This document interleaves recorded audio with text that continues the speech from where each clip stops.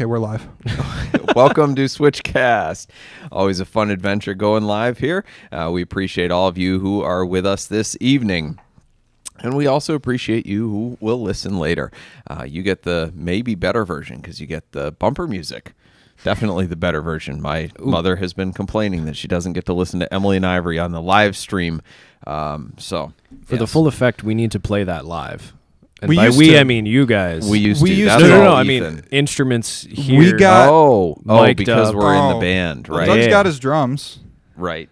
Not the right drums. Not I the do right need drum. the rim shot drum again. Anyway, lest we diverge too quickly, I'm your host, Doug Tabbitt, and Switchcast is the podcast where we seek to educate, edify, and entertain you on the drive of your life. We are back to talking about vehicle history reports tonight. What in the heck do they do for you when you're trying to buy a car? Carfax is the number one that we all use, and I think we even use it as a verb now. You know, hey, can you Carfax that car? But it's a good tool. It's not the be all end all, but vehicle history reporting has changed quite a bit in the past few years as access to more data from different departments, from insurance companies, et cetera, has become more accessible. And that's requiring a different interpretation of what we see on a Carfax report because we can't look at them the same way we did 5 years ago. When did Carfax start? Do you know? 25 years ago, at least. I don't know. I've been in the car business since 2005, and it was ubiquitous then, 2004. So, yeah, long 1986 time ago. in Missouri. Oh, it was just a local thing. Yeah. When did it go national? That is a great question. For which you don't have an answer. Come on, Wikipedia is not not doing. You know what why I it love should. Wikipedia is because anybody, anywhere can put information in. So So you you know getting you're getting the most reliable. Who's gonna come to the Carfax Wikipedia page and start monkeying around with things? Me. I will. Anyway. I would say late 90s, early 2000s. So I saw a few things. And by the way, if you have questions about vehicle history reports, about Carfax, anything to do with cars, throw them in the live chat wherever you're watching. We will get to them as best we can during the course of the show. We are not doing the bonus round of tip talk this evening. So when we end at 9, it is we're out. So thank you for joining us. Throw those questions in now. I had a number of real-world situations happen in the last, I don't know, we'll say month, that kind of illustrated each of the, we'll call it issues with vehicle history reports and kind of lessons for how we need to interpret them. So I'll just go through them one by one. And we did cover some of this in a past episode when we talked about like the 10 questions you don't need to ask when you're buying a car. And a lot of that had to do with stuff that people glean from a Carfax, right? How many owners does it have? How many miles does it have? Et cetera, et cetera. Where was the car registered? And those things all seem to impact value, but I think some of them shouldn't. So we covered that. This is not going back over that same information. This is kind of a different take on, you know, how to properly interpret vehicle history reports with the new information that's getting reported. The first one that we've covered ad infinitum, though, is the number of owners, right? So we sold a car this week and then unsold it. And the guy, we went through everything. It was a GT3. We sent him the over rev report. We sent him paint meter readings. We service history, yada, yada, yada, like the whole kit and caboodle, photos of every single flaw, like every possible thing you could want to know about the current condition of the car, which is what I tell people. That is the only thing that matters, because the current condition is like what the best way I heard this was the past history only serves to confirm what the car is today, right? So you can have service records out the butt And that'll tell you that the car is serviced, but you could also just inspect it and go, oh, the spark plugs are new, so they have been replaced at some point, right? The oil's black, so it needs to be replaced, or the oil's fresh, so it's been changed, right? Now, a lot of people are more persnickety, right? They want a car that's had its oil changed every single year because they think that if it hasn't, the engine's going to blow up, which is... I would definitely not be one of those people. Nope, not at all. It can be valid, right? Like, I understand that, but you can generally get a sense of a car from its condition and how it's been serviced. Because there's some things you just can't fake, right? Like for this GT3, we didn't have a record of a major service, but we pulled the spark plugs. They looked new. The coils weren't cracking. Spark plugs and coils are things you replace as part of a major service. We measured the brake fluid. It was 0% moisture, which means it was fresh. And brake fluid is one of those things that people tend to overlook, right? It's not an oil change. It's like, well, how do I know it needs to be changed? Drive belts were good. Like everything that would have gotten done during a major service was all fresh. So we're like, okay, yeah, somebody did it. Somebody took care of this car. We just don't have the receipt of that service. Anyway, the guy places a deposit on the car, then calls me the next day, and he's like, oh, no, I saw the Carfax. It's got 9 owners on it. I can't buy it. And he's like, I need to find a car with 2 or 3 owners. I was like, what does it matter? You can find a car that has 2 or 3 owners, and it might be an absolute friggin' turd. That doesn't mean jack squat in terms of the condition of the car. Do you think that that's just people wanting? They imagine that if less people had it, it was better taken care of because they liked it to keep it. Is there it? Because I remember being brought up and thinking like, oh, you don't want a car with a lot of owners. Now I think it's ridiculous. But where do you think that comes from? I think it comes from a general. It starts from the general perception of buying a used car is buying somebody else's problem, which I think was planted by new car dealers in order to sell new cars. And the more people have had it, the more problems it has, right? Like, well, if it's had 7 owners, then there must have been something wrong with it, and they were all trying to unload it to the next guy. Maybe if it had 7 owners in the last 2 years, that very well could be the case. But people look at absolutes too, and they go, they just say 2 or 3 owners tops, and that's their max, whether the car is 50 years old or 5. And I'm like, you got to have a variable scale here. Same thing with miles. If a car's 40 years old and the guy drove it 500 miles a year, it's going to have 20,000 miles. That's extremely low mileage. But if it's 80 years old, I'll have 40,000 miles. And people go, oh, that's high miles. It's like, well, you can't stop driving it after. Anyway, I digress. The same guy passed on another car because it had. Oh, no. He actually, all of this examples comes from the same buyer. 3 out of 4 of them.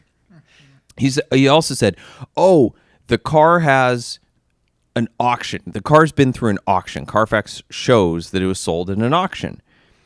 And that has a negative stigma for people, right? That a car went through a wholesale auction because, let's be honest, it's like there's a reason we don't buy from wholesale auctions. It's where a lot of people go to unload their stuff that they are not willing to retail. It's where we send our cars that we don't want to retail. Sometimes it's just like, oh, well, auction value is the same as retail and it's easier. So we'll say it's not always the case, but in general, as a stereotype, that's a fairly fair stereotype. However, there's dealers that send their entire used inventory there. There's Give Me the VIN, which is the largest wholesaler in the country. They buy cars from private party and send them to auction, and dealers buy inventory from there. It doesn't mean the car is good or bad. It just means it went through auction. However, the point of this is that Carfax is now reporting vehicles that sell at retail auctions, so like Mecum. So we ran a Carfax on a Shelby something or other Mustang the other day, and it showed an auction result, and it was from a Mecum sale a couple years ago. And we're like, hold on, that's not a wholesale auction, that's a collector car auction. So all of a sudden, people need this new information, if they're going to judge a Carfax based on whether or not the car sold at auction, they have to realize that auction doesn't mean wholesale auction. So there's all these cars now they're going to show up that didn't previously have an auction result in their history that are now going to have it. And of course, Carfax has the little down arrow, too many owners, sold at auction, whatever. So it's going to impact the value, but selling at a collector car auction shouldn't. Right? That's where some of the greatest cars in the world sell. That's where F-50s sell for $5 million, right? Yeah, if anything, that should be positive. Like, this car was good enough to go there and, like, be present. Right. I got a problem with the indicators anyway. But I don't want to start complaining too soon. I do too. But there's no context, right? There's no context on a lot of this information. So he passed on it because of that. Third, damage reports. Same guy passed on a different car because it had, and I had actually never seen this before, right? So you have like accident reported, then most of the time they'll have a damage severity scale, like severe, moderate, minor. This one, but then you also just have damage report. So like if you back into your garage and you claim it under your homeowner's insurance or take it to the body shop or whatever, it's not an accident. There's no police report, but there's a history of repair. So they mark it as damage, which is already like less important than an accident, right? Because it typically means, well, there's no impact. Because the point of being scared of a car that's been in an accident is not the repair itself. It's what's the underlying issues. Metal only retains its molecular structure once. You can straighten the frame, but it's still not the same. It's not as strong as it was the first time around. So, like, considering those things is why people devalue cars, and rightly so, that were in accidents. But with damage, like, if you just dent a fender and have to replace it or repair it, like, who cares? It didn't affect the rest of the car. It doesn't affect the car structurally. It doesn't affect anything down the road. But now you have, like, this one had very minor damage, quote unquote. I've never seen that before. I've only seen minor damage, which is like as small as it gets. So like when the guy ran into you in the parking lot in your rear quarter, that would be minor damage. Yeah. But it was like a pretty decent dent, whatever. So the customer verified it. It literally was a PDR repair, which, for those of you that don't know, is paintless dent removal. It's like when the guy comes out with a little suction cup or whatever and literally just massages the dent out. There's no paint damage. There's nothing. It takes like half an hour to do. And that was what showed up on Carfax as very minor damage. But it freaked this buyer out enough because he's like, I can't get over that. I'm like, do you know how many millions of cars every year have PDR repairs and it doesn't show up on Carfax? But now it's going to start showing up on Carfax if the dealers sub it out to a body shop or however they do it, because everybody has electronic records now. So that stuff is going to start showing up on Carfax. So people are going to go, oh, the car is minor damage. What was that? Was it an accident? Probably not. Especially like very minor. Who cares? Somebody leaned against it at a car show yeah, and created a dent. Like if a goose hits your side view mirror there. Yeah. Yes, if a goose hits your side view mirror, Mr. Ethan, because you had that happen. The other thing here is Autocheck versus Carfax, right? So Carfax is the number one. We actually use one called Epic VIN, which is Is it epic? It is epic. I don't have a better word. So they have, if the car's gone through like Copart or a salvage auction, they'll have the listing with photos saved. So it's really, really cool to get kind of a more extensive picture of a car, especially one that may have had some story. And like they'll save classified ads. So if a guy listed it on Craigslist, that'll be in there. So seriously, that's cool. It's pretty cool. It's not as accurate in the mileage department and like maintenance wise as Carfax, but it's a really good supplement to Carfax, and it's $40 a month, whereas Carfax is $500 or $40 for one report for a consumer, but EpicVin, like anybody can use, is like $7 a report or $40 a month for unlimited. So if you're shopping for a car, this is unpaid commercial here. Check out EpicVin. But anyway, Autocheck is kind of the runner-up to Carfax. Autocheck has any number of problems with their reporting, and we've had issues in the past, but one that we had recently was a 997 Turbo that showed severe damage on Autocheck, but nothing on Carfax. And some people are like, oh, that's why I use Autocheck, because they're better than Carfax. I'm like, no, they're worse than Carfax because they have these erroneous reports.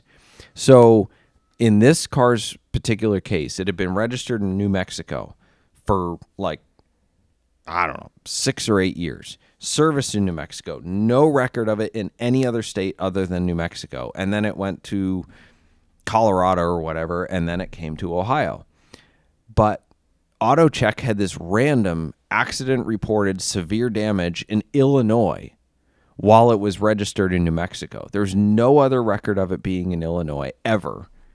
It was just this random thing. And I was like, okay, severe damage is like, that's basically totaling a car, right? It has to be really bad. But within a few months after the severe damage, the car was sold as a Porsche certified pre-owned, which, apart from shady dealers like breaking the rules that Porsche sets out from them, they cannot certify a car that has, I don't remember the exact rules, but it's more than like 2 panels painted or whatever. But a car that had severe damage could not be certified, period. And so I called Autocheck on this. I'm like, this is wrong information. Like, here's all the reasons why. And oh, by the way, we put a paint gauge on the car and it is all original paint. There's no possible way you can have severe damage to a car and have all original paint.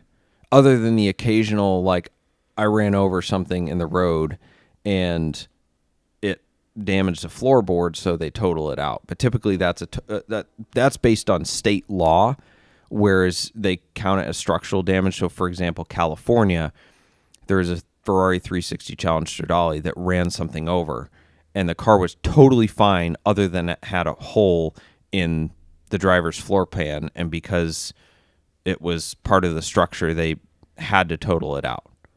So that's like the greatest secret deal on a Challenge Stradale ever, because it's got a salvage title and it had like no damage. But anyway, that would be the only way you could do that, but you would have gotten a salvage title on that car. So anyway, all that to say, be really, really careful with what you see on Autocheck, because it is not necessarily reliable compared to Carfax.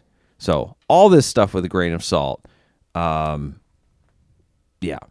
There's a lot of stuff being reported on Carfax now that is almost to the point of TMI, because people can't like take it in context. They can't interpret it. They're still looking at it with like 2010 glasses with, what information used to be reported, and now it's just like so much stuff on there. So in that same vein, and this I think comes up with like you talking about, the person doesn't want to buy a car because it had the PDR work done on it or had a little tiny thing. Sleepwalking asks, can you talk about objective handling? How does that, like, how do you discuss that with the buyer when that's going on? Do you try and talk them off a ledge, or do you just say it is what it is, do what you want? What's the process from your perspective? Well, this particular guy, I gave him a link to the podcast episode, 10 questions you don't need to ask when buying a car. Good answer. I don't think he watched it, nor did I. Everybody is their own expert. I've learned that. Nobody cares if I'm right or whatever. Same thing with like the over-rev reports. I got so tired of people coming to me with wrong information and then like educating them. And they're like, well, yeah, but my Porsche dealer says. And I'm like, okay, they're wrong. Well, what's the source of your information? I'm like, what? Me. I'm the source. I'm the expert, because I sit around researching this crap and I've run hundreds of DME reports. So I know, but that wasn't good enough. So I made a video. So now when people ask what your source is, I send them a link to my video. Yeah. This guy. Go listen to him. Good. This guy, he's an expert. Anyway, very, very narrow field of expertise, of competence here. But I do my best to educate. It's not very successful. And honestly, that's why I started the podcast, is because I want to tell people stuff like this, not in the context of trying to sell them a car. Because when I'm telling them in the context of selling them a car, they say, well, you're biased. This information isn't accurate. You're just trying to sell me. And I'm like, no, I really don't care. I'm not a salesperson. I love information, and I love correct information. So, like, I'm just passing along what I've learned and helping you try to distill this information properly so that you can get a good car. And it rarely works in sales, so I'm like, screw it. Let's have a podcast about it. No, that's so good. people can learn and then buy cars from other people.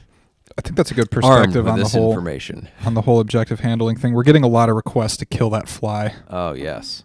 Hold on. Oh, I moved it. Oh.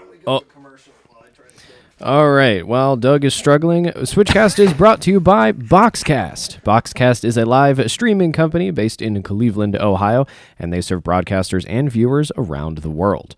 Their founders launched Boxcast back in 2013 with one purpose, and that is to make people a part of the experience. If you're looking to live stream your podcast, church service, car show, sporting event, wedding, or even your cannonball attempt, Boxcast is an easy and flexible live streaming platform for organizations. Boxcast is so easy, in fact, that we're broadcasting this show with a phone. So head on over to switchcars.com/Boxcast for your free trial. Well, welcome, Mr. Corvette Curmudgeon. How you doing? Good, thanks. How are you? Doing pretty good. Did Doug get that fly before he scurried out of here? No, I don't think so. Uh-oh. We might need to sick producer Ethan on that one. Are you going to take a swat? Uh-oh. I got this. I got this.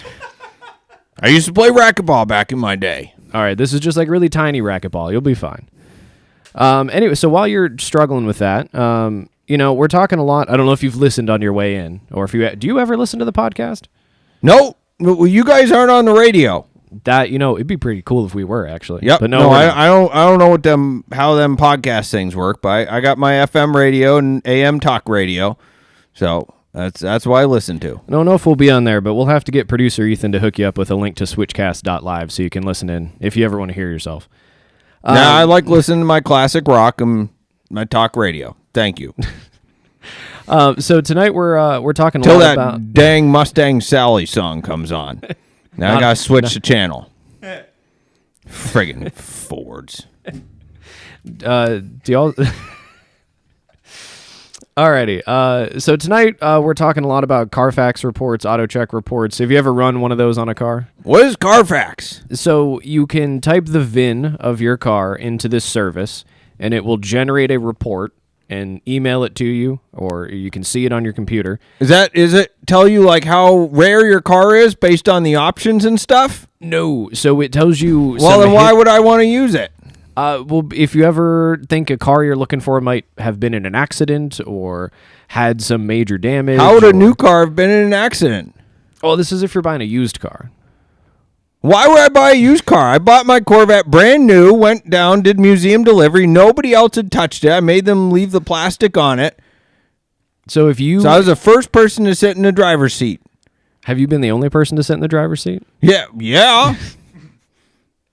So if you were to ever sell your car, now I don't want to startle you, this is if, somebody could run this report on your car and they would see a bunch of green check marks. I ain't giving them the VIN number. Why not? Well, I don't know. They might be able to scam me or something, get my checking account number. I hear about these stories online.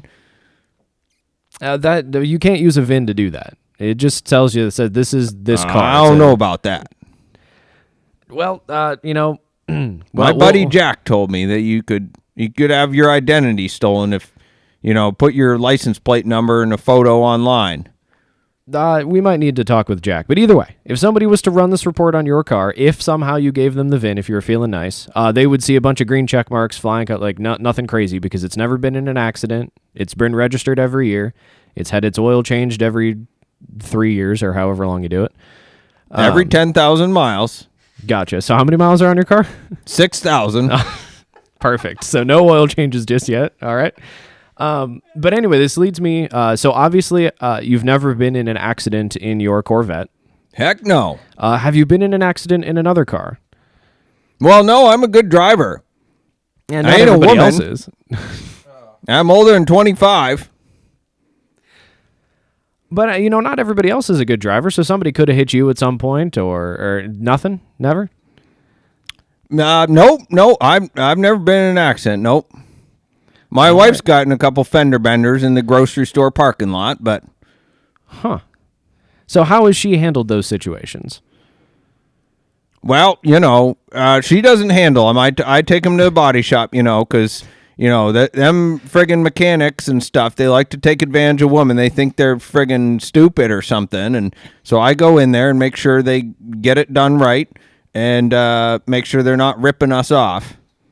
That's very admirable of you. You're probably not. Every once in a while I agree with you, and that's always very shocking. So anyway, well, I guess it's good to know that on none of your cars you'll have any sort of accident reports if you ever go try to sell them, but not your Corvette, of course, because you're never going to sell that, right? Yeah, why would I sell that? I don't know. Maybe you can't drive it anymore. You get tired. Ooh. We all get older. Wow. It'll happen eventually. Is it a stick, right? Manual? Yep. So maybe, eventually you won't be able to get the clutch pedal in. Happen to all of us at some point. Well, then I'll just polish it and look at it in my garage. Mm-hmm. And I entirely respect that. All right, thank you very much to the Corvette Oh, curmudgeon. wait, hold up. Never mind. I do want to say, Corvette curmudgeon, do you know that we posted a video of yours on our TikTok today? What in the Sam Hill is TikTok? Yeah, well, you're actually live on it right now, but I want you to know that you have over 13,000 views right now on a video of you talking about your favorite car memory. What's my royalties on that? Nah, all right. Well, we can talk about that next time. But I thought you'd be excited to know that people were sharing in that joy with you. Well, that's wonderful. Yeah, Thank that is you. wonderful. Yeah, see? It's good. Do they know how rare my Corvette is? Oh, they know. You told them. Oh, good. Good. Good.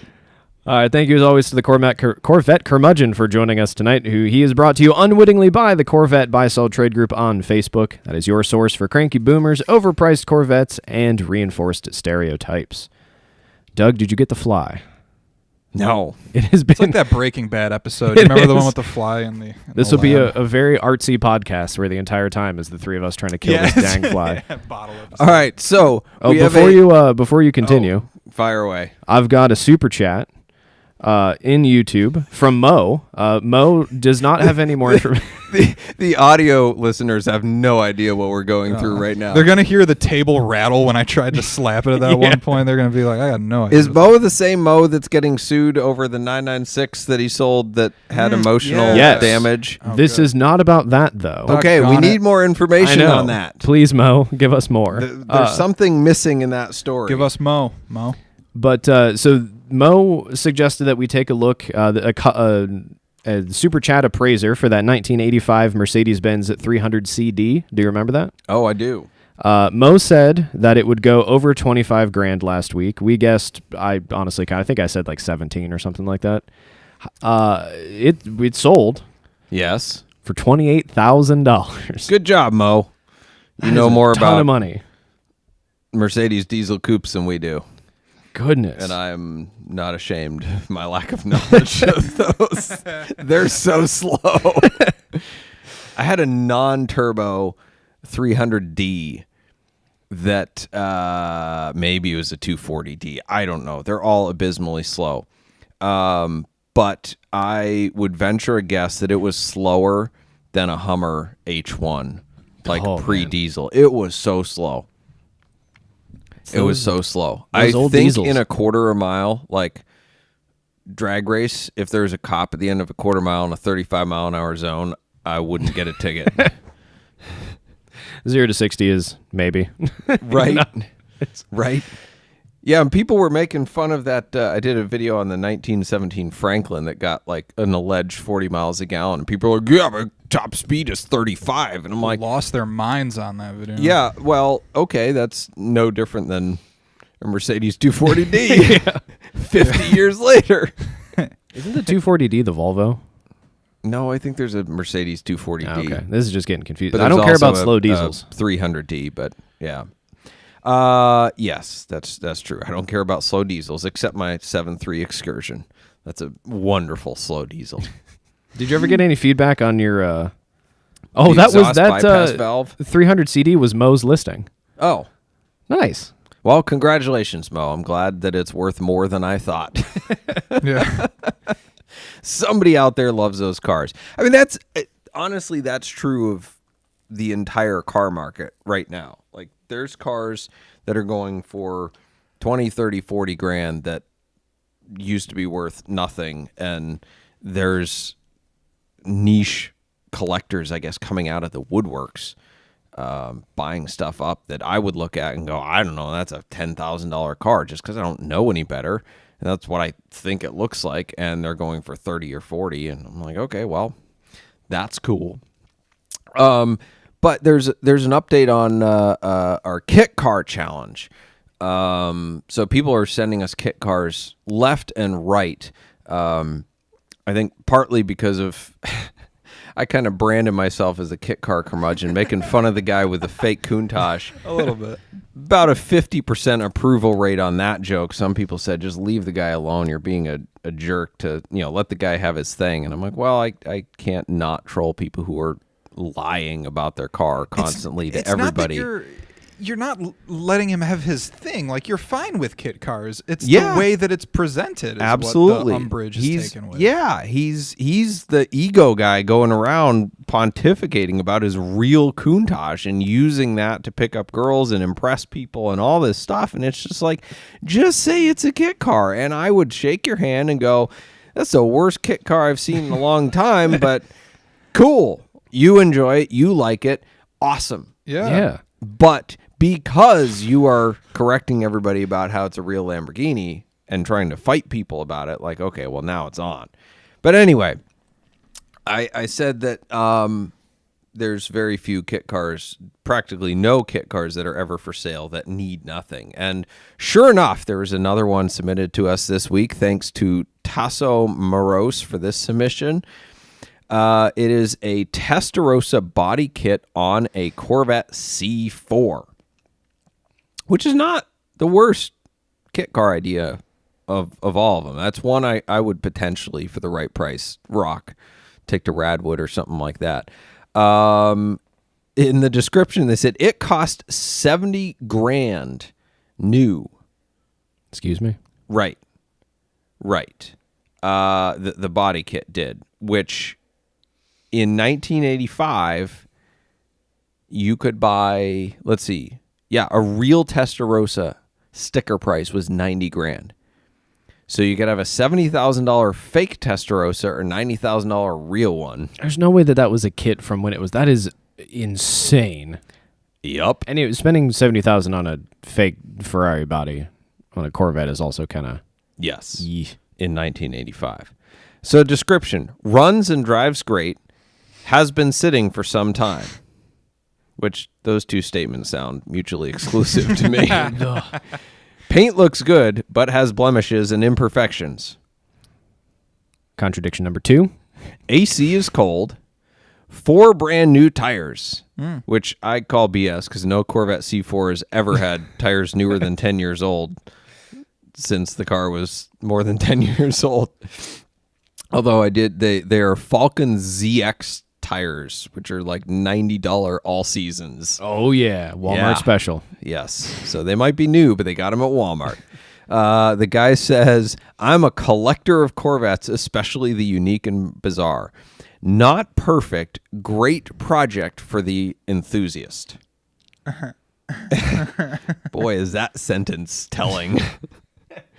Wait for it. No tire kickers or joyrides. There it is. So if it has new tires, if it runs and drives great, if the AC is cold, why is it a great project?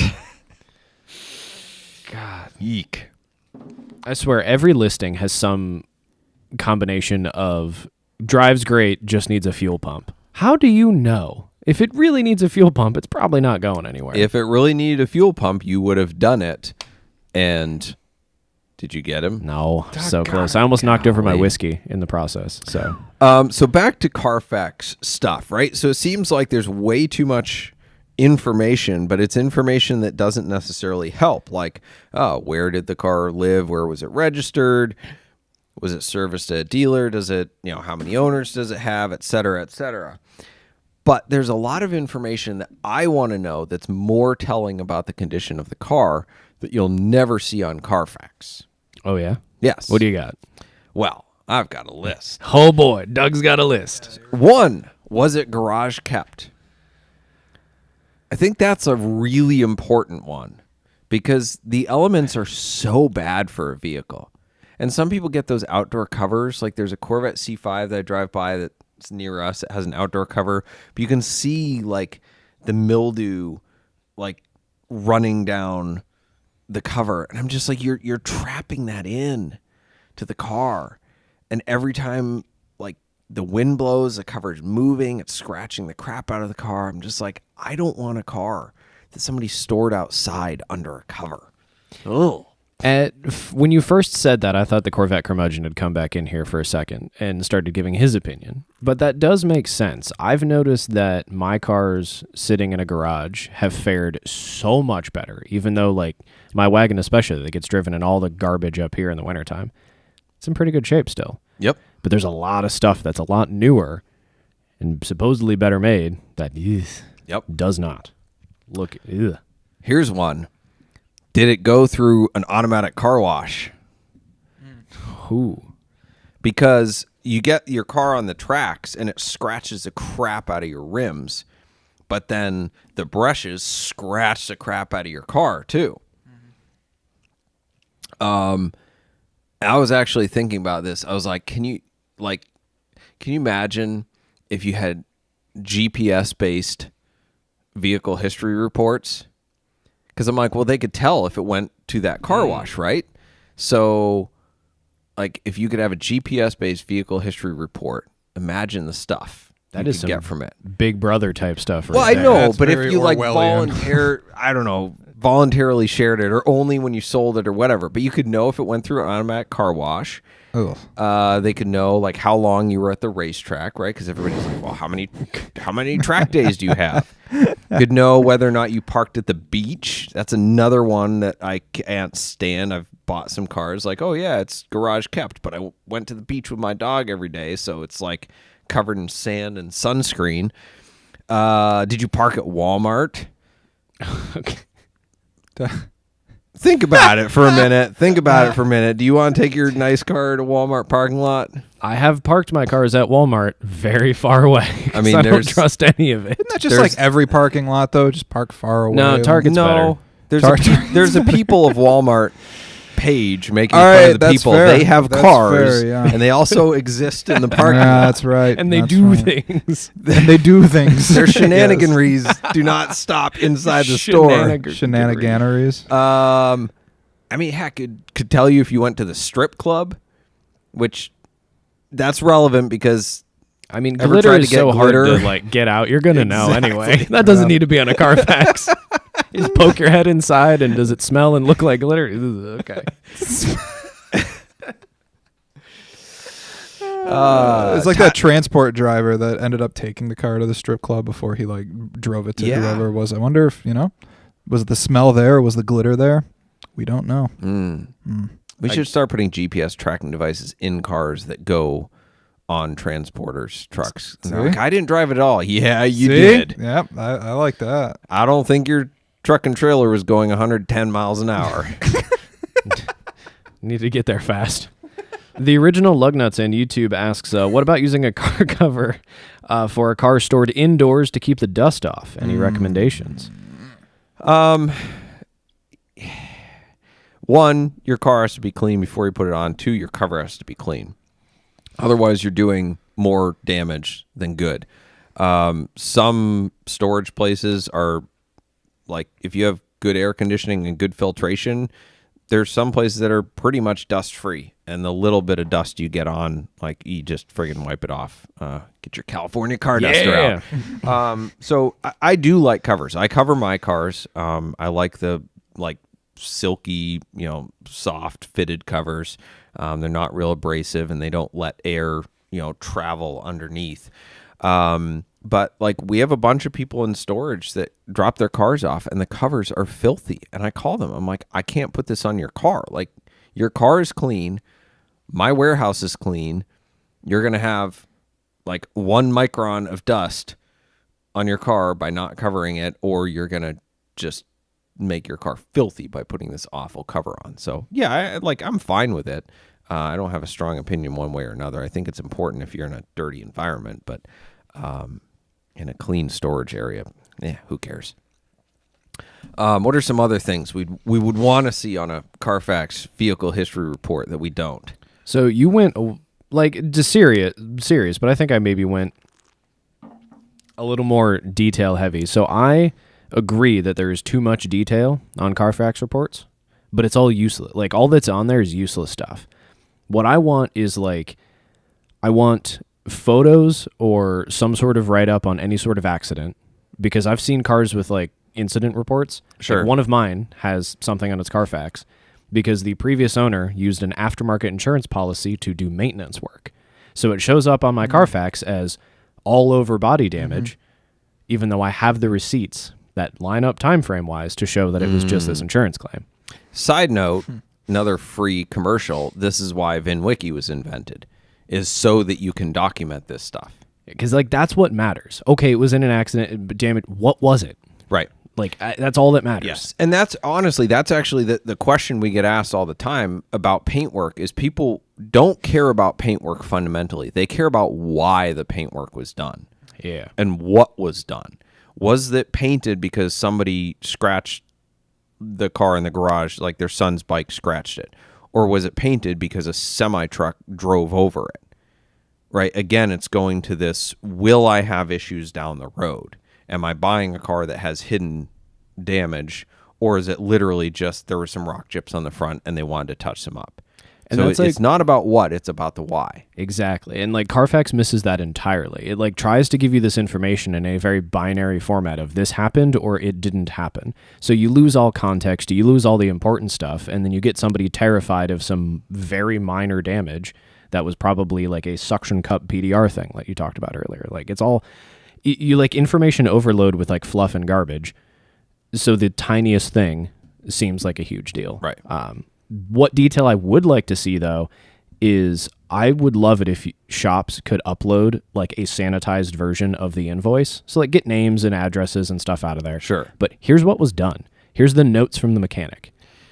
That's a good point as well, because on Carfax, the dealers have categories of services they pick from. So what you see on Carfax in terms of what service was performed is not always accurate. Yeah. It might just say engine service. Well, what was that? Yeah. Oh, was it a rebuild? Or engines are complicated. Reset the ECU. So, yeah. Another one I would like to see that you can't tell on Carfax is, did you smoke in the car? Oh, Because that's actually one of the most frequent questions people ask that I think is actually valid. Because if you are not a smoker, you cannot buy a smoker's car. It just sits in there forever. Yep. Do you own an RV / has this car ever been towed behind one? Because some cars will register the mileage, other ones won't. And that's some serious wear. I didn't even think about that. The mileage, but yeah. Yeah. It's just being rolled around. Right. Ugh. Right? Yeah, if you had a car that the speedometer cable only registered on the drive wheels, and so you had the non-drive wheels turning behind the RV, and you had 500,000 extra miles. It's why does this car need so many rear wheel bearings? Right? I don't understand. I would like to see all of the reports simplify. So we talked a lot. I'm pivoting my negatives to positive, more positive affirmation type things here. There's so many green check marks and thumbs ups and a fox pointing at you and saying you're doing a good job. There's all this fluffy garbage. Can we distill this a bit? I looked at an Autocheck earlier today. I want that a was coyote. That would be fine. We can have the cute animals. They just don't need to do as much. I saw an Autocheck that was 5 or 6 pages long, and all it said was the car had been registered and emissions checked every year, and that it wasn't in any accidents and had a clean title. I'm why do you need so many pages for this? Good point. It should be a resume. Speaking of One cute page. animals, I want to know, did the owner have a cat or a dog? What are you trying to say about cat owners? I said, or a dog. I have a dog, but I also true. know that every time he goes in the car, there's lots of hair and claw marks and stuff like that. So I have to choose what cars he rides in. That's true. And it's a bear to clean out all that hair, especially if you have a white-haired dog and black carpet. Have you ever purchased Armor All? I want to know that. And then is it the wheel armor all or the interior armor all? Yes. 1 is bad, 2 is 2 is off. Yeah, you can replace tires. You can't easily replace the interior. like I want to have to wear sunglasses in the interior of my car all the time. Oh, man. Let's go to a commercial. Man, we are running out of time almost already. My and go to the goodness. next segment. And Switchcast is brought to you by Celebrity Machines. Celebrity Machines offers more than 250 different screen-accurate license plates as they've appeared in movies and TV shows like Back to the Future, Ghostbusters, The Fast and the Furious, Breaking Bad, and so many more. Celebrity Machines also makes our dealer insert plates as well as our commemorative 2539 plates from the fastest cannonball run ever. Visit celebritymachines.com for more info and use promo code SWITCHCAST to save 25.39% at checkout. That was a big sigh, Ethan. Scaminator. Ethan doesn't like my ad reads. No, the ad was great. It's the fly. This fly, it landed on the zapper. And then it and then lived? Doug turned it on, and it just flew away. This fly is outsmarting all of us. It's going to go tell all of its fly friends later tonight Yeah. that it bested 3 men in a room with a tennis racket-shaped swatter. Why does All it have right. to be right here, though? That's the thing. It's got the whole shop. One of us smells. That's what the answer is. And it's not me. It was a Corvette curmudgeon. Alrighty, so Scaminator. Yeah, you sent me a pretty interesting listing from... First. Did you get it? No. Alrighty. All right, back to the show. Yeah, you sent me a pretty interesting screenshot of a listing for a Boxster that you have gotten more info on. Yes. Do you want to give read us the the rundown? listing. All right. Gotta get my haughtiness ready. One of one, 1997 Oh, boy. Porsche Boxster. This particular Boxster is a piece of Porsche history. When the Boxster was announced, they used this exact car to unveil it in North America. After the car made its rounds to dealerships all over the country, it was then acquired by a private owner and sent back to the Porsche factory, where it underwent a 996-911 motor swap. We have a binder full of the car's history/maintenance records, as well as its feature in Panorama magazine. The car currently sits at just over 88,000 miles and is ready to be enjoyed by its next Porsche enthusiast. For more pictures, videos, or history on the car, please feel free to reach out. Located in Tulsa, Oklahoma. $22,995 or best offer. For a automatic early Boxster. They really left out the automatic part. $23,000. Yeah. Tiptronic. There's a lot of things wrong with this.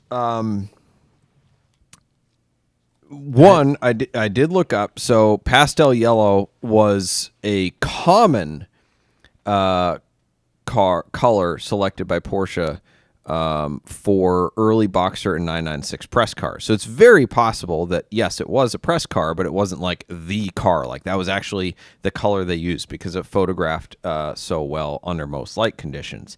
And running the Carfax, it does confirm that it was used as a press car because it was a 97, but the first registration, the first record on Carfax is 2000 with 32,000 miles.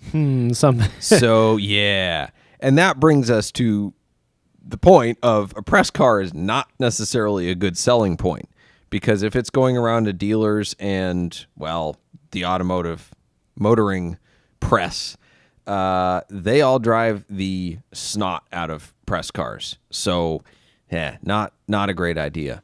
One key thing that Carfax does not show is any record of it being exported to Germany. And our buddy Kent Lucas did a little more digging, and it turns out the dealer's description was incorrect. It doesn't actually have a 3.4-liter 996 engine, which they claim it does on their website and in the description. Porsche put in an early 2.7 liter, like a pre-production 2.7 liter engine, which is the base Boxster engine in 2000. So it just got a newer Boxster engine before it was sold to the public. Likely because the original engine blew up because they were not known for being incredibly robust.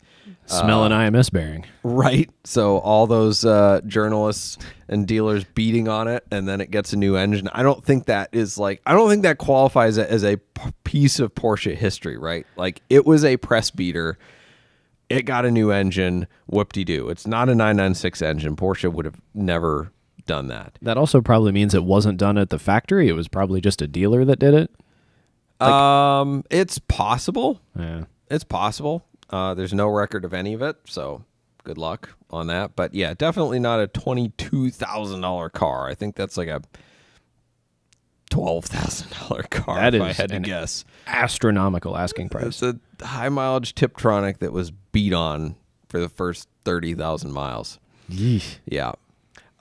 Shrewd Negotiator. We've been trying to do this one for a while. This one's been sitting in the hopper. I love this one. This is fantastic. This guy almost is Wall of Shame worthy, but let's hear the Shrewd Negotiator. All right. I have a 2020 Chevy Malibu LT. I'm still currently making payments, but just seeing if anyone is willing to take over the payments and put it in their name. This will be a perfect first car for new soldiers or civilian. It is up to date on maintenance, but it will need a tune-up with spark plugs, wires, and ignition coils. Wait, another mutually exclusive statement. So many What? car listings are like this. Okay, continue. All right. Also may need new brakes, but other than that, it's in... The next part is the best. But other than all of those things we've listed, a tune-up and new brakes, it's in perfect condition. If interested, I will do an oil change and give it a decent detail. Not a great one, just a decent one. Yeah, decent detail. We can meet up anywhere and go from there. Thank you. Does it need an oil change? That's Well, fantastic. how badly does it need an oil change based on his earlier... How sludgy is your oil? Right. What constitutes a decent detail? Just power Some washes Armor All? it and Some Armor All. Yes. Yeah. All right. So this gets really good. So I'm paying $641 a month Woof. on a Malibu. For a Malibu. Yikes. But sorry. if anyone can get approved for it like a refinance type, then hopefully it goes lower. And I owe $30K. I know it seems a lot, but that's why I'm hoping someone can refinance it in their name. Got him. Did you get it? You got the fly, audio listeners. I think they heard that. That's incredible. Hoping someone can refinance it in their own name to bring that payment lower. It's a long story as well. If you want those details, I'm willing to tell you, but just not here, I guess. Oh, my goodness. Oh, my car has So- a little over 80,000 miles. Right? What's his monthly on that? 641, but his payoff is 30. So he basically... So I looked up the value. It's an $18,000 car retail. Right. On a good day. It's like $14K wholesale, probably 12 because it needs a tune-up with spark plugs and an oil change and a decent detail and new brakes. Wires. And ignition coils. Right. Ooh, yeah. I love the internet mechanic too, right? Like Yeah. it needs a tune-up. How do you know? Just tell us what's wrong with it. Don't tell us what it needs. But it's in perfect condition, Doug. Yes, Other than and those up to minor date on things. maintenance too. Yeah. What does so he owe $30K on? the car, What year is it? 2020. 2020. I think my dude here has been paying nothing but interest. Yeah. Probably, Probably, that's probably Yeah, he probably bought all the add-ons, extended warranties, etc. Wheel tire protection, and all the somewhere that salesman was bragging about the big fat commission check he made off. Oh, that somewhere guy. they've got this guy's like picture Right. on a wall somewhere. Yeah. Well, but Malibus just depreciate, not. Yeah. Because they're as much of an appliance as a washing machine is. Exactly. Like, oh, God. But I love that he's asking $30,000 for, we'll call it a $15,000 car, right? So he's asking double. He just won't admit to like, I want you to pay twice what this is worth. It's a sob story of, I have a long story. I'm in the military. I need to get out of this. This would be a great first car for your kid. oh, look at the payment. You could get the payment lower if you refinance it. And it's like, it's all shadow games, right? Like, either way, you have to buy the car. If you finance it on your own, you're restarting a new loan. That's what you would do for any other car that you finance. Like, it's just, I don't know if he's that dumb or if he's hoping somebody else is that dumb. But either way, that is one of the worst deals I've ever seen on the internet. What period of time would we guess he like financed this over? Probably 7 or 8 years. You think? Because the loan was probably front loaded with interest. I mean, the longer term you have, the more interest you pay up front. Yeah, that's true. Oh, sorry. That's Poor okay. guy. If you do the amortization on like an 8-year car loan versus a 12-year, the payment drops only slightly because you're paying so much more interest. Oh, yeah.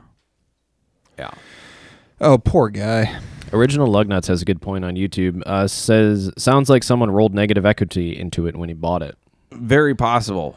gotta But be also, like, you're seeing a lot of this right now is there's tons of people that are upside down by record amounts on their loans. And it's because of the car buying frenzy that happened the last 2.5 years. People thought like it would never end. Like, they just threw math out the window. They're like, well, demand's at an all-time high. If I need a car, I have to overpay for it. No, you don't. You just wait. Right? So you have a ton of people way upside down on their cars who didn't start with negative equity. I mean, the old joke is the best thing for this guy is hope he bought gap insurance and, the car should just like find a tree or a bridge or something like that. And, the bridge can make the payments. So I saw someone saying, and I know we're right at 9:00, but I wanted to bring this up because I saw someone saying, and this kind of went viral, I just paid off my car and my credit score dropped by 30 points. What are you? I know you have strong thoughts on both car payments and credit scores, but she was pretty much the whole idea of this was this society has everything backwards. I paid this thing off sooner than the agreement. That should be a good thing. But because I'm not making these routine payments for a longer period of time, my credit score drops. It actually makes perfect sense because a credit score is a measure of your relationship with debt. And the better relationship you have with debt, i.e. the more you use it, the more they allow you to use it. So the less you use it, so essentially when you pay off a loan, it's not a measure of your financial stability or financial strength. No, it's not. It is a measure of your relationship with debt. Right? So that makes sense. But doesn't it just sound problematic on paper? It is problematic. Okay, better way of wording it. The entire system yes. is problematic because it's trying to sell you on this system that doesn't help you in the long run. You should judge your financial health and well-being based on a number in your bank account, not a number on your credit score. It is preposterous to me the extent that people go to justify. Again, there's people talk about good debt and bad debt, and I don't want to go too Dave Ramsey with it, but the extent that people will justify like how they went about going into debt and the amount of debt they took on under the guise of like, but it'll make me look better in the eyes of like the bank, pretty much, so that you can take on more debt. But why do you care about impressing a bank? I would rather impress a bank with the assets that I have. Sure. And then make the bank go, oh, shoot, we'd like to manage those assets. Nah, not sure if I want to let you. You got to have a lot of assets, though, to kind of leverage rather it than that like way. No. needing a bank.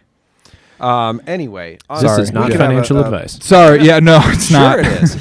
Okay. Okay, yes, it is. Sorry.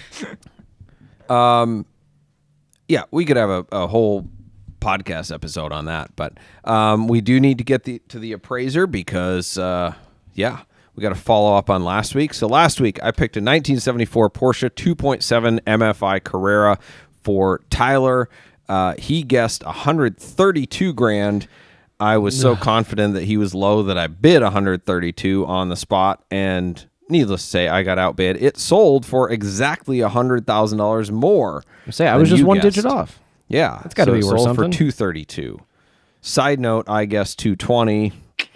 Pretty close. You need to stop being good at my cars. Right. Well, I'm only making myself feel better because I did so poorly at mine. I was more kind to you this week. I hope so. You picked a friggin' Lancia Fulvia Sport Zagato for me.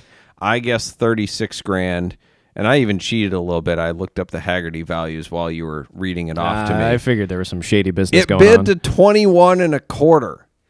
What I love is the buy it now is 32.5 on PCAR Market. So you're like kind of on brand with or on point. Right. I wasn't so far off. But anyway, we go by the high bid. That's the rules. No other offers came in since then, right? 21 and a quarter is the highest. I believe so. Please redeem me here. Let me scroll down. The crazy thing Scrolling. is, I only missed by 15 grand, but I missed and you missed by 100, but you have a lower percentage miss. Got to get them high number cars. Yeah, no other offers or All right. anything. So this week for you, I wanted to pick a 2001 Audi S4 Avant. Okay. 6-speed. I like them. I know you like them. However, it ended earlier today. Had like Gotcha. 118,000 miles. Did you see this one? Did not. What was it on? Cars and Bids. What do you think it sold for? 2001 Audi S4 Avant wagon. I just said that. Avant, 6-speed manual, 118,000 miles, reasonably clean car. I don't know, like what, 12, 13? 11,800. Oh my gosh. Wow. Nice work. I'm getting good at this. Until this but next guess. It had an issue that I thought was funny, so I'm like going through what it needs and all that. The seller reports that the sunroof only operates manual, that the heat does not work due to the heater core being bypassed. That would Sounds about right. Yep. Checks out. And that the cup holder requires assistance to deploy. Sounds like a old age problem. It does. Geriatric cup holder. I'm like, that's some big words for the cup holder is stuck. It's broken. It's like when you look at a Saab with their like crazy origami style cup holders, like that. Get one thing wrong and it's broke. Yep. Don't ever give me a parachute that requires assistance to deploy. Yeah.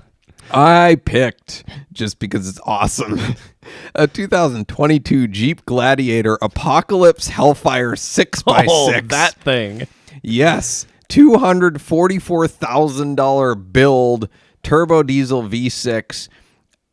If I was to give you a verbal picture of this for the audio listeners, I don't have to. Just think of a Jeep Apocalypse Hellfire 6x6. That pretty much sums it up. It's matte black.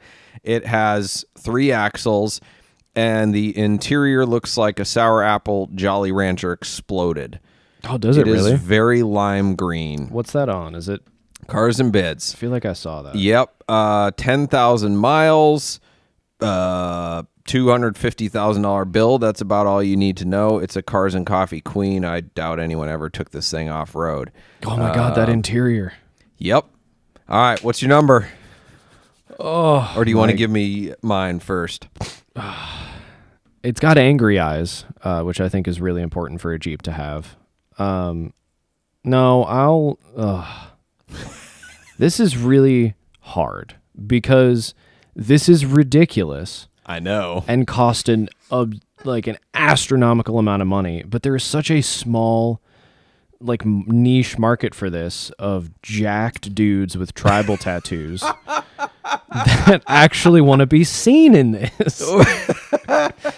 And they have to sell their Hummer H1 first. Yeah, like this is just the worst. Oh, man, that's funny. But I Way feel to stereotype. Have you seen this thing? Yes, I picked it. Somebody's going to be really offended in the YouTube chat or something, but or maybe TikTok. I don't know what these go for. I'll say 130. Okay. I was going to guess 100. I don't. Okay. I feel like it costs so much to build that the right person is going to get some level of a discount from the original, Sure. whatever. All right. What do you got for me? So I've got for you a 1998 993 Carrera S. That 2S? comes to us, yes, 2S. Comes to us from P-Car Market. It is pastel yellow, like the Boxster, it's color of the night. over chestnut brown. Ooh, I think did I see this? This is like a bizarre color combination. For those on the podcast listening and even, I guess, watching here, chestnut brown is like a brick red. Yep. So it looks like yellow over like a red color. Not like Guards Red Bright, but it kind of looks classy, but it is a little bit like McDonald's spec. It's got the sport back seats. Ooh, which painted, is real nice. like exterior color? Or? No. That would be kind of odd. Pastel yellow and chestnut seats. I think they're not the hardback seats. They're just the normal back. Reminds me of a joke that John Sabo always tells. What do you call nuts on your chest? Okay, we're going to stop there. So I loved that they called out in the listing. There's a bunch of hullabaloo. This is a one owner, so the guy that spec'd it or the person that spec'd it is selling it. How many miles? 38,348. Wow. Clean title, clean Carfax. It's got a toolkit. It's maintained only by reputable Porsche specialists. There's like nearly 200 photos. I would say the photos are about an 8 out of 10. Like they're really nice. They're not changing my life, but they're really nice. I'm trying to find this, but P-Car's search function is not as good as bringing trailers. No. Thankfully, I have a lot to talk about with this one. Okay. So some interesting things that I noticed with this car. There is a signature on the glove box, Carroll Shelby style. But not Carroll Shelby. That would be weird. No, it is Craig Butzt. Do you know who that is? B-U-T-Z? B-U-T-Z-I, Butzy? Rutzt, I think. Okay, never mind. There was a Butzy in Porsche history. He was a CEO or something like that, or engineer that took over. But that was way before the 993 was made. Yeah, it's Rutzt. I'm a ding dong. Past president of Watkins Glen, for some reason, signed this dude's glove box. Random. I never thought I'd sell the car, so I never kept any service records. Is in the comments, which is wild. That's an interesting one. I've heard that before, but okay. If you look in the photos of the underside, it is jet black. Weird. When the car was new, this is a quote in the comments from the seller. When the car was new, I had the car ceramic coated and undercoated. My mechanic hates it. Wait, 98? They didn't have ceramic coating in 98. I don't know what he did, but that's when they had like the Rusty Jones, friggin' spray undercoating. No, I mean, it looks like somebody took cans of spray undercoating and sprayed the entire underside of this car. Yeah, okay, I'm seeing that now. It's wild. That is wild. I don't get the signature. I don't get the undercoating. I don't get not keeping service records because you never thought you'd sell the car. That is just bananas to me. But it's a very interesting spec. That is odd. I'm conflicted on this. While I think of a number, we have to check in on our bonus round for last week, which was the 2008 Boxster Limited Edition, which means it's bright orange, one of 250, 500, 250S, 250 base. It had gotten bid to 31 grand on Cars and Bids. I had originally appraised it at 35. It is in Canada, which matters. It was low mileage, but kind of looked high mileage. You had guessed 32.5 last week, and I went to 34. What'd it go for? It sold for it got bid to 38 grand. So 31K on Cars and Bids, 38 on P-Car Market. Reserve still not met, which I think they need to friggin' sell that. It's in Canada, and the steering wheel and shifter look like it has 60,000 miles, not 19,000 miles. So anyway, I win that round, but nobody wins because it still hasn't sold. That's wild. All right, 98 are you done stalling? C2S, 38,000 miles, pastel yellow over chestnut brown, sport seats, but no service records, one owner. And tar-looking undercoating all over the underside. And a random signature from Craig Rutz on the... Oh, gosh.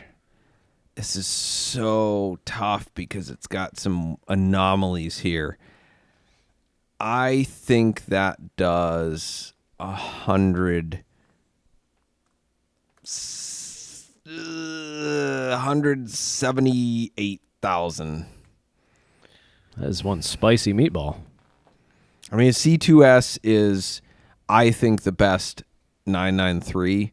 I think it's probably the best air-cooled Porsche. The only thing you don't get that people complain about, they want the C4S because it has the turbo brakes. But C2S is one of the very few naturally aspirated non-GT wide-body 911s. And it just looks so good, and I'd rather have the rear-wheel drive. And it's a 98. It's the last year. Those are very, very rare. And it's a rare color, yada, yada, yada.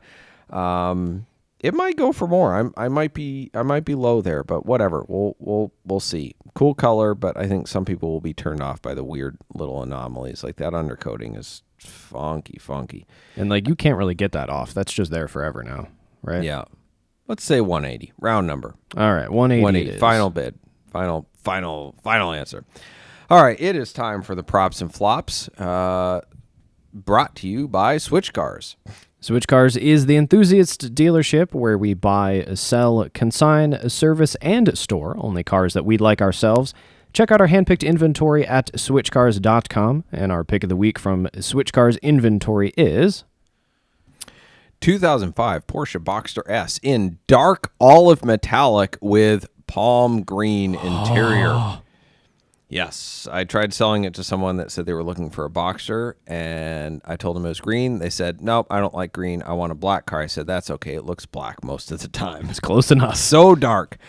It was touched by Rapazzi Motorworks, so that makes it far more valuable, apart from the fact that it's green. It's got 43,000 miles. It is very, very clean. We had a call on it today. We're asking $35,000, which is a lot for an 05 Boxster S, but it's friggin' dark olive green. Go find another one. Over the palm green. Oh, yeah. And the guy called and he's like, well, within an hour of us listing it. And he goes, well, when is it coming in? Okay, I'd like to see it when it comes in. But are you guys negotiable? Because you're way overpriced. There's ones out there for $30,000. And we're like, yeah, black and silver ones. Like, it's been listed for like 35 minutes and you called already. So no, we're not negotiating yet. You lost all of your negotiating privileges. Right. When you started. I know what I got. Rare color. Anyway, we do know what we got. Rare color. Flop of the week. This comes from an auction site where somebody bought a car on a wholesale auction and then tried to renege on it based on this claim. I left my computer to use bathroom. My 4-year-old daughter walked in, clicked mouse, bought the car. Walked back in, and she said, I think I did something, Dad. I pressed the button. My 4-year-old daughter's bid won the car. Do not want car. That is one of those cases of too bad, so sad. Yeah, that sounds like a cop-out. I don't believe that actually Wholesale happened. auction. I'm sure it did happen, but it's on the guy for not friggin' locking his screen. Yeah, it's like two You're keys. on simulcast, like with cars being bid. Like kids love buttons, and they know how to use computers. Yes. So yeah. Yep. Wholesale auctions, there is essentially no recourse with stuff like that. If they say you bid, even if you didn't raise your hand or click the button, then you bid. And if you don't come through, then you just have relinquished your privileges of buying a car from that auction ever again. So you just suck it up and you pay for the car that you didn't buy. Prop of the week. We got two for. One regular listener and commenter, Jim Reader. I'm sorry, I always get that wrong. It's got an I in it, not two E's, and the English language is hard. But anyway, it goes by Jim. Good friend of Switch Cars. I think this is car number 5, but he bought the Jaguar XK8 that was pick of the week number of weeks ago on Switchcast. He did forget to use the discount code SwitchCast to get $1,000 off, but he got the repeat client discount, so it all came out in the wash. Good. Yep. So congrats to him. Oh, congrats, Jim.